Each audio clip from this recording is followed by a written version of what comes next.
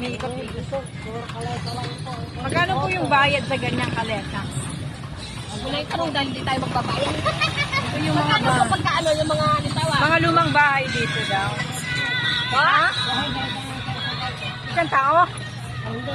Isang isang ikot-ikot 200. At least hindi nagagasolina. Ito mga lumang bahay pa rin siya. Hindi kasi napapagod naman yung kabayo. Vegan culture dito pala. Ay ranasan din namin umikot. Tingnan mo nga yung ano, supply ko, okay na. Maranasan din namin umikot-ikot dito sa vegan na makasakay sa kalesa. Sakit na rin ang paa namin yung nakasakay sa bar. Kaya sa iyak na Junior.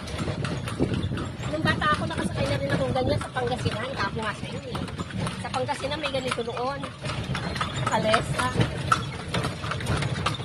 Ay, nakasunod yung mga ano. Kaya nirent yung 10 kabayo. Kaya ano natin nga, Ja! Ja! Patayin mo muna. Hindi! Ala, hindi ka nakatingin eh. Ang dali, ay, ano ba yan? Alive yan? Oo, ay, naka-live. Naka-live ka naman eh. Oo, Ay, live. siya naka-live. Naka-ano lang, naka-video lang. Ay, ano ba yun? Patayin mo